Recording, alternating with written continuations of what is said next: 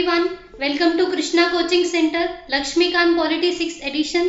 और यहाँ पे कंटिन्यू कर रहे हैं हम अपना पार्लियामेंट चैप्टर। इसका ये है पार्ट नंबर 4। हम इससे पहले तक देख चुके हैं कि किस तरीके से जो मनी बिल है वो पास होता है आपका पार्लियामेंट के अंदर। नाउ इसके अंदर हम काफ़ी सारी चीज़ें डिस्कस करेंगे कि किस तरीके से कॉन्स्टिट्यूशन अमेंडमेंट बिल पास होता है और किस तरीके से फाइनेंशियल बिल्स टाइप 1 टाइप 2 दोनों ही पास होते हैं। सो इस चीज़ को हम स्टार्ट कर रहे हैं। सो फर्स्ट इज यहाँ पे है हमारा कॉन्स्टिट्यूशनल अमेंडमेंट बिल। नाम से ही पता चल रहा है कि इस बिल से क्या होगा। इस बिल से हमारे कॉन्स्टिट्यूशन में कोई ना कोई अमेंडमेंट का मतलब क्या है कि कोई ना कोई चेंज आएगा किसमें, जो हमारा संविधान है उसमें। अब ये है किसके अंदर? So this is being covered under article 368 of आपका कॉन्स्टिट्यूशन में ही है कि पार्लियामेंट जो है वो क्या कर सकता है, वो चेंज कर सकता है कॉन्स्टिट्यूशन में। अगर ज़रूरत है, चीज़ें चेंज हो गई हैं उस हिसाब से, तो बिल्कुल। इसमें एक चीज़ ध्यान रखने वाली बात है कि ये जो इंट्रोड्यूस होता है ना, मनी बिल क्या था कि वो सिर्फ लोकसभा में इंट्रोड्यूस हो सकता था, लेकिन ये लोकसभा में भी इंट्रोड्यूस हो सकता है और राज्यसभा में भी इंट्रोड्यूस हो सकता है। दोनों में ही इसका इंट्रोडक्शन इजीली हो जाएगा। अब देखिए, जो कॉन्स्टिट्यूशन है उसको अमेंड करना, एकदम से दिमाग में क्या आएगा कि ये तो बहुत बड़ी चीज़ है भैया, पूरा कॉन्स्टिट्यूशन अमेंड कर रहे हो आप, सब चीज़ों में चेंज ला रहे हो, ये तो बहुत बड़ी बात हो जाएगी। सो अब क्या है कि अलग अलग कंट्रीज़ में ना कॉन्स्टिट्यूशन को अमेंड करने के अलग अलग तरीके हैं। जैसे अगर हम मान लो चले जाएं यूके में, यूके कौन, अपना ब्रिटेन वगैरह, तो वहाँ पर जो ये तरीका है ना, ये बहुत ही फ्लेक्सिबल है, यानी कि इजीली आप चेंज कर सकते हो। इजीली कैसे कि आपको सिर्फ 50% प्रेजेंट एंड वोटिंग लोग चाहिए वहाँ पे, जो वहाँ पे मौजूद है, और आपका जो बिल होगा ना कॉन्स्टिट्यूशन अमेंडमेंट बिल, वो पास हो जाएगा। 50% प्रेजेंट एंड वोटिंग सबसे इजी मेथड होता है। अब वहीं पे अगर आप यूएसए चले जाओ तो भैया यूएसए में तो ये मेथड बहुत ही रिजिड है। कैसे रिजिड है कि आप ये देखो, सबसे पहले तो आपको एब्सोल्यूट मेजॉरिटी चाहिए, यानी कि 50% of total membership of the house, plus उसमें 2/3 प्रेजेंट वोटिंग चाहिए कि जो लोग प्रेजेंट है और वोट कर रहे हैं उसमें से 2/3, प्लस आपको एटलीस्ट हाफ ऑफ स्टेट का रेटिफिकेशन चाहिए, यानी कि कम से कम आधे स्टेट है वो जो सारे वो आपको ओके कर दें। तो बहुत ही भयानक तरीके से जो है ना ये तरीका बनाया गया है। अब जो मेकर्स ऑफ द कॉन्स्टिट्यूशन थे इंडिया के, वो कंफ्यूज कि भाई करे तो करे क्या, ब्रिटेन का तरीका रखें कि यूएस का तरीका रखें। तो किसी ने कहा जी कोई मॉडरेट भी तो तरीका होता होगा, तो हमने कहा ना जी ना, हम क्या कर रहे हैं, हम सारे तरीके रख रहे हैं, हम फ्लेक्सिबल भी रख रहे हैं, हम रिजिड भी रख रहे हैं, और इसके बीच में कोई एक अगर मॉडरेट तरीका होता है ना, तो हम मॉडरेट भी रख रहे हैं, हम सब कुछ रख रहे हैं। हम ऐसा कंफ्यूज नहीं हो रहे, हम ऐसा खुश रहेंगे और हमें कोई टेंशन लेने की जरूरत नहीं है। तो इंडिया में 3 तरीके से कॉन्स्टिट्यूशन का अमेंडमेंट हो सकता है। पहला तरीका होता है सिंपल कॉन्स्टिट्यूशनल अमेंडमेंट बिल जो होते हैं, जिसमें सिर्फ आपको 50% ऑफ प्रेजेंट एंड वोटिंग चाहिए कि जितने भी लोग प्रेजेंट हैं और वोट कर रहे हैं उसमें से अगर 50% ने आपको ओके कर दिया तो आपका पास हो जाता है एक हाउस के अंदर। इसके अंदर बहुत बेसिक चीज़ अमेंड होती है, जैसे मान लो सैलरीज हो गई एमपीज वगैरह की, या स्टेट्स के नेम हो गए, ये सब चीज़ें सिंपल से पास हो जाती है। देन कम्स जो रिजिड वाला पार्ट है, यानी कि जिसके अंदर आपको बहुत ऐसा खतरनाक तरीके का चीज़ सोचना पड़ेगा। रिजिड में क्या आएगा? रिजिड में बेसिकली वो चीज़ आते हैं जहाँ पे सेंटर स्टेट के रिलेशन की बात होती है, CS रिलेशंस, सेंटर स्टेट के रिलेशंस की बात है, वो आ जाएंगे यहाँ पे। प्लस अगर यहाँ पे हमें यूनियन लिस्ट या एक तरीके से स्टेट लिस्ट, इन सब में कुछ बदलाव करने हैं, या किस तरीके से सुप्रीम कोर्ट की क्या क्या पावर है उसमें अगर हमें कुछ लेजिटिमेट चेंज करना है, या प्रेसिडेंट की पावर, मतलब जो बहुत बड़ी बड़ी चीज़ें हैं उसमें क्या होगा, उसमें ये रिजिडिटी वाला काम हो जाता है। अच्छा, जो कॉन्स्टिट्यूशनल अमेंडमेंट बिल्स होते हैं ना, CAAs, इसमें जॉइंट सेशन अलाउ नहीं होता। What is meaning of joint session? कि अगर मान लो बिल पास नहीं हो रहा, बहुत टाइम से अटका हुआ है, तो स्पीकर क्या कर सकते हैं, राज्यसभा लोकसभा दोनों को एक मिला के बना सकते हैं joint session under article 108 of the constitution, और फिर वो चीज़ें इसमें ऐड हो जाएंगी। बट यहाँ पे ऐसा नहीं है, यहाँ पे कॉन्स्टिट्यूशनल अमेंडमेंट जो है वो लोकसभा में अलग से और राज्यसभा में अलग से, दोनों में अलग से पास होना चाहिए। और दोनों में से जब ये अलग से पास हो जाएगा तो फिर ये किसके पास जाता है, फिर ये जाएगा प्रेसिडेंट सर के पास। अब प्रेसिडेंट सर क्या इसको वीटो कर सकते हैं? जी नहीं, प्रेसिडेंट इसको कॉन्स्टिट्यूशनल अमेंडमेंट एक्ट को veto, sorry constitutional amendment bill को वीटो नहीं कर सकते हैं। पहले कर सकते थे, बट फिर 24th कॉन्स्टिट्यूशन अमेंडमेंट एक्ट आता है जिसके अंदर इसको वीटो नहीं किया जा सकता है। अगर लोकसभा राज्यसभा ने पास कर दिया है then president have to give its assent, तो ये आपको एसेंट देना पड़ेगा। अच्छा, रिजिड वाले पास कैसे होते हैं? रिजिड वाले में आपको चाहिए सबसे पहले एब्सोल्यूट मेजॉरिटी। एब्सोल्यूट मेजॉरिटी का मतलब क्या है? 50% of, at least 50% of total membership of house plus 2/3 present and voting, plus अगर स्टेट्स इन्वॉल्व हैं तो at least half of the states इस चीज को ओके करना चाहिए। This question was asked in examination, ये पेपर में आ रखा है क्वेश्चन, उसमें आपको ध्यान रखना है 50% of total membership, 2/3 present and voting and half of the state. जो यूपीएससी में क्वेश्चन आया था वो ऐसा आया था कि सारे के सारे स्टेट का रेटिफिकेशन चाहिए, आंसर इज नो, सिर्फ हाफ का रेटिफिकेशन चाहिए। तो इस तरीके से आपका कॉन्स्टिट्यूशनल अमेंडमेंट जो बिल होता है वो पास होके एक्ट बन जाता है। Then comes financial bills type 1। Type 1 वाले कौन से? जिनके बदले में आपको प्रॉफिट होने के चांसेस हैं, जिनके बदले आपको क्या हो सकता है? प्रॉफिट हो सकता है। This is defined under article 117 clause 1। 117 में ये दे रखा है क्लॉज 1 वाले में कि जो आपका ये सारे टाइप के बिल होंगे उसके बारे में इसमें इसी में डिस्कस कर रखा है। अब it is introduced in Lok Sabha, फिर से ध्यान रखिएगा, ये सिर्फ लोकसभा में इंट्रोड्यूस होता है with prior recommendation of president. जो जैसा मनी बिल वाला थोड़ा सा कंडीशन था ना कि वो भी सिर्फ लोकसभा में इंट्रोड्यूस होता है, प्रेसिडेंट का प्रायर रिकमेंडेशन लगता है, इसमें भी ऐसे होता है। अब प्रेसिडेंट जी ने प्रायर रिकमेंडेशन दे दिया, लोकसभा में इंट्रोड्यूस हो गया, बाकी it is same as ordinary bill, यानी कि वैसे ही डिबेट डिस्कशन वोटिंग होगा और वैसे ही 50%+1 जो है वो वोट देके इसको पास कर सकते हैं। तो सिंपल बस इसका इंट्रोडक्शन लोकसभा में होगा और प्रायर रिकमेंडेशन किसका लगेगा? प्रायर रिकमेंडेशन लगेगा प्रेसिडेंट सर का। फिर आते हैं आपके financial bills type 2। It is stated under article 117 second वाले में। तो इसमें क्या है? It can be introduce. अच्छा, ये होते कौन से? जो वेलफेयर वाले होते हैं कि आप पब्लिक का भला कर रहे हो, इसमें कोई पैसा आपको एज सच वापस नहीं आने वाला है। तो it could be introduced in Lok Sabha and Rajya Sabha, इन दोनों में से कहीं पर भी ये इंट्रोड्यूस हो सकता है। सो आपको फिर आप नॉर्मल इसमें डिबेट डिस्कशन और वोटिंग करते हैं और लास्ट में वोट देके सिंपल ऑर्डिनरी बिल जैसा ये वर्क कर लेता है। ठीक, अब ये जो सारे बिल्स थे ये तो खत्म हो गए, 3 टाइप के बिल। Money bill we have done, constitutional amendment bill ये we have done, and financial bills जो टाइप 1 टाइप 2 ये वी हैव डन। बट इसके अलावा एक बहुत ही इंपॉर्टेंट पोजीशन आती है कॉन्स्टिट्यूशन ऑफ इंडिया में, दैट इज CAG।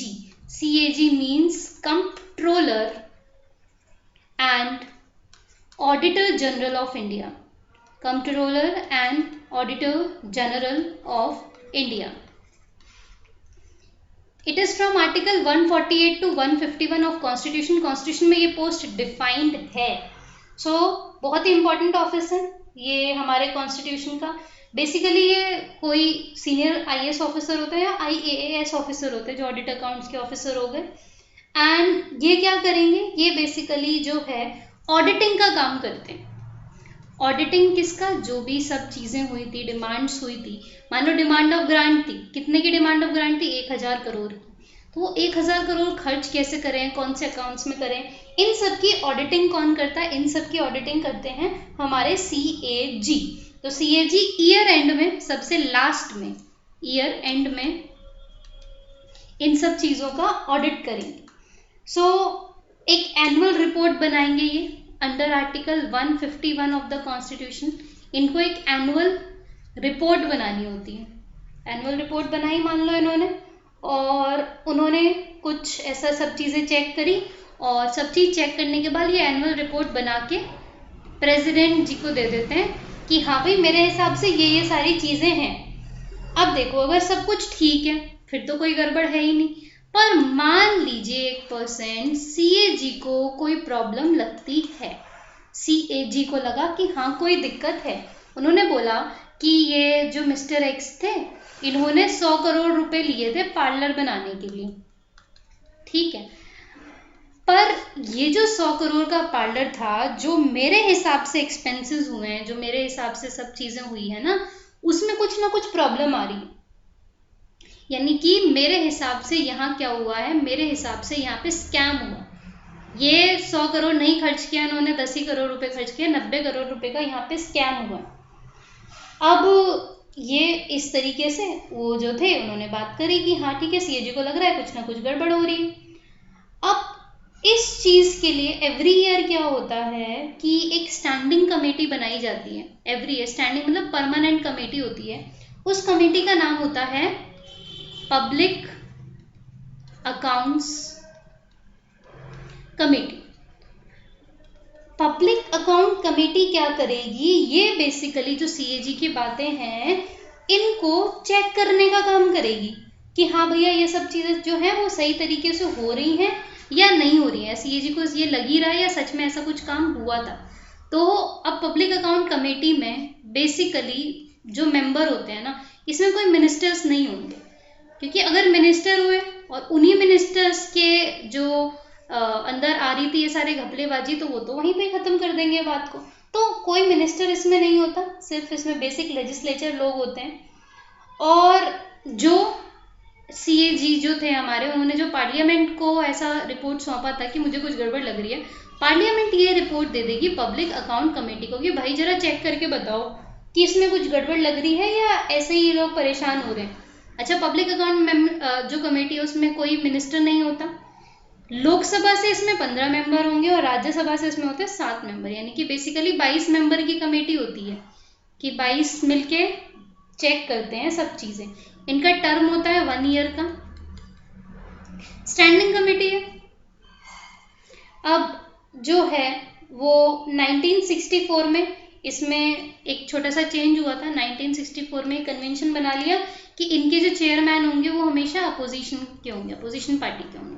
तो ऐसा कुछ करके PAC बन गया पब्लिक अकाउंट कमेटी। अब पब्लिक अकाउंट कमेटी जो है वो ऐसा देखेगी, सब कुछ चेक करेगी, हाँ भैया 100 करोड़ का तो पार्लर बनना था, 100 करोड़ का पार्लर जो है सब चीज़ें ऐसे ऐसे हैं। तो जो भी ऐसा पार्लर वाला मिनिस्ट्री था वो उसको कॉल करेंगी, पार्लर मिनिस्ट्री मान लो, जहाँ हाइपोथेटिकल मिनिस्ट्री है, सच में कोई ऐसी मिनिस्ट्री नहीं होती है।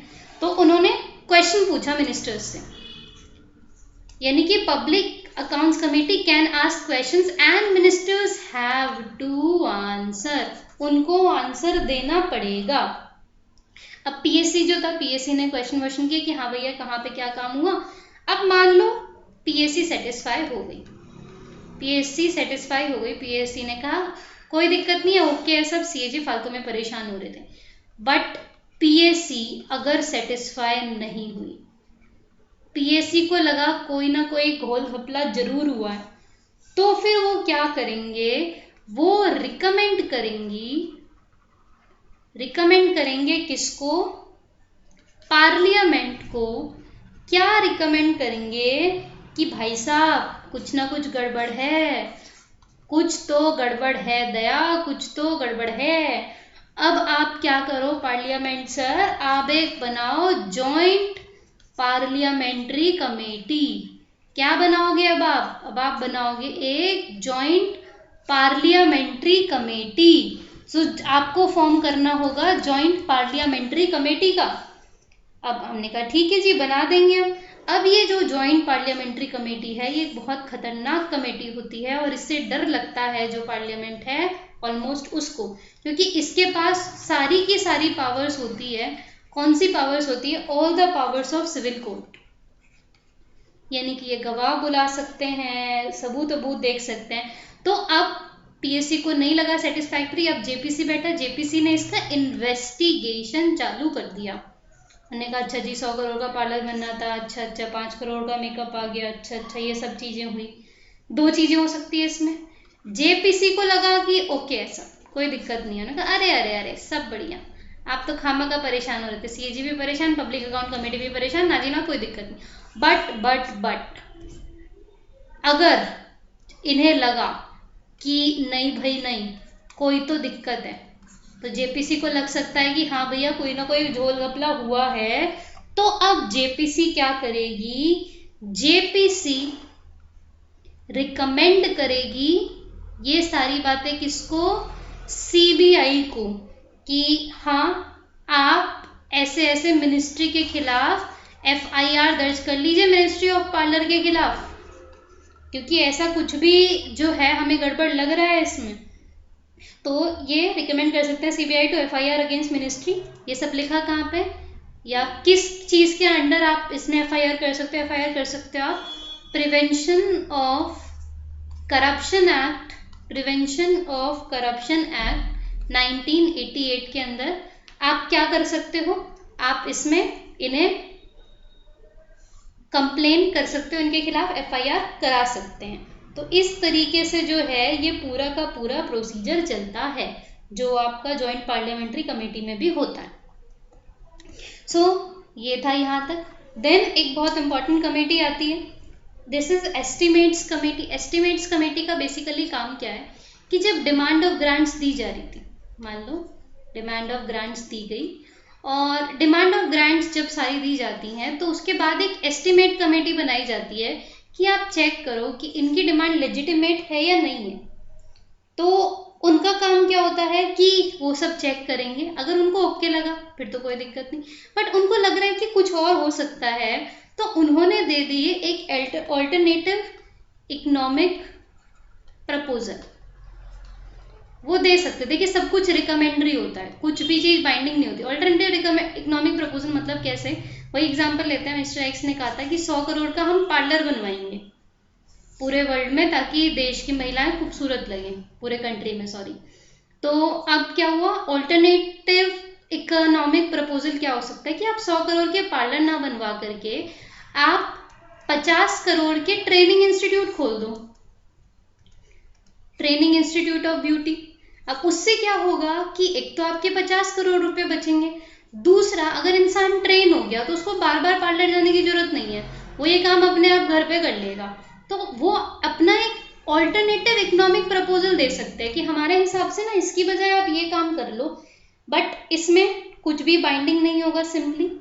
अब ठीक है जी, अब जो डिमांड ऑफ ग्रांट कमेटी है, अच्छा इसमें मेंबर कौन कौन से होते हैं, इसमें लोकसभा से 30 मेंबर चुन के आते हैं, लोकसभा से 30 मेंबर चुन के आएंगे proportional representation single transferable vote से।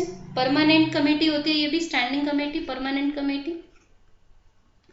और इकोनॉमिक प्रपोजल इन्होंने दे दिया।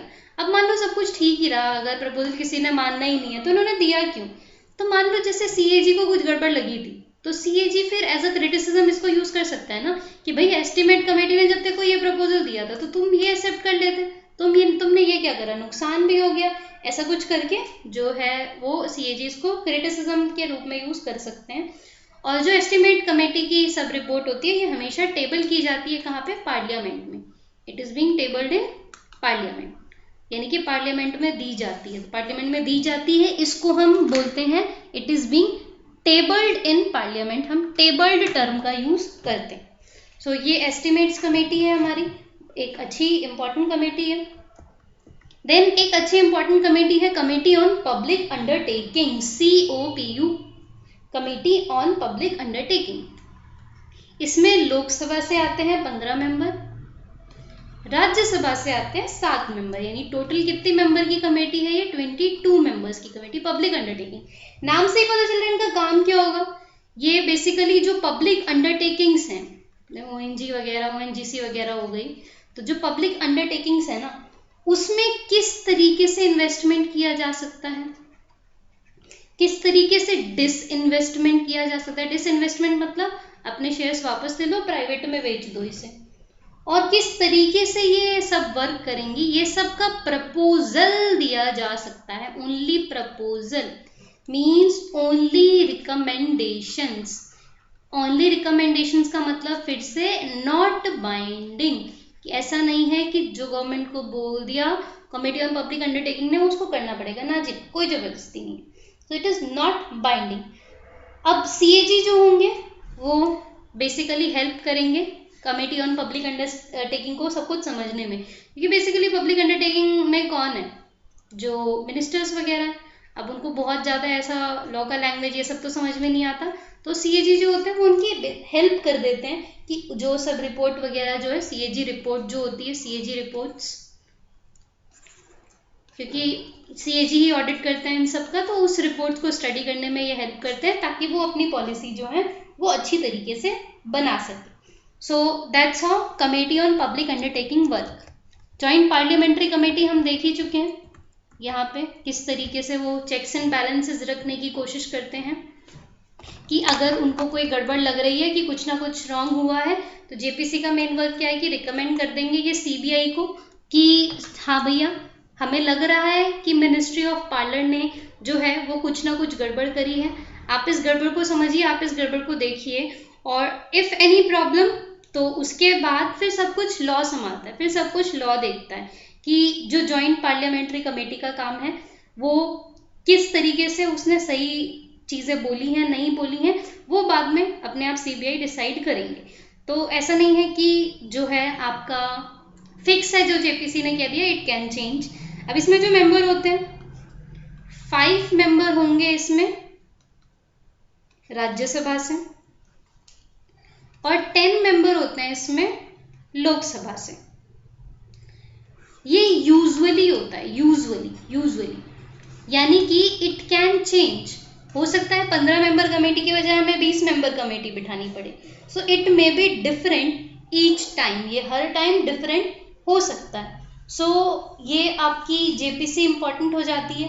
पहली जेपीसी कब बनी थी? पहली जेपीसी आपकी वो राजीव गांधी जी केस में बनी थी, जिसमें कुछ ऐसा स्कैम वगैरह की बात आई थी कि जो सरकार है वो किसी स्वीडिश न्यूज़पेपर में छपा था कि स्वीडन के लिए कुछ ऐसा चीज़ें खरीदी थी जिसमें गन्स वगैरह, जिसमें सरकार का कुछ ना कुछ रोल रहा था, ऐसा कुछ करके, बहुत डिटेल में जाने की ज़रूरत नहीं है। तो बस हमें ये पता होना चाहिए कि फर्स्ट बनी किस में थी, तो उनका जो स्कैम था उसमें। सेकेंड जेपीसी जो बनी थी आपकी, सेकेंड जेपीसी वो आपके हर्षद मेहता वाले केस में बनी थी, बहुत खतरनाक stock player Harshad Mehta case में बनी थी। फिर थर्ड जेपीसी आपकी Ketan Parekh stock scam case, fourth pesticide soft drink case, fifth 2G scam case, ये बहुत फेमस हुआ था 2G स्कैम केस, जो फिफ्थ वाली आपकी जेपीसी बनी थी, फिफ्थ जेपीसी 2011 में, जिसमें 2G स्कैम हुआ था, बहुत खतरनाक केस चला था ये। सो ये बेसिक जेपीसी हैं जो अभी तक बन चुकी हैं, आगे भी एक आधी बन चुकी हैं, वो उतना ज़्यादा इम्पोर्टेंट नहीं है, जस्ट आपको पता होना चाहिए इसमें मेंबर्स कितने हैं, फर्स्ट कौन सी थी, कुछ लेटेस्ट आता है तो हाँ वो बहुत ज़रूरी हो जाएगा क्योंकि वो हमारे करंट अफेयर का पार्ट हो जाएगा। सो अब जो हमारा बेसिक पार्लियामेंट था उसमें यही सारी चीज़ें थी। अब जो है इसके अंदर कुछ, अगर हम बहुत छोटी छोटी चीज़ों की बात करें तो कुछ एक लेवल ऑफ यूनियन पे बाइकैमरलिज्म की बात होती है, उसको हम डिस्कस कर लेंगे अपने अगले वीडियो में। उसके बाद we will start with legislative assemblies and legislative council. So thank you so much. I will meet you all in my next video. Thank you.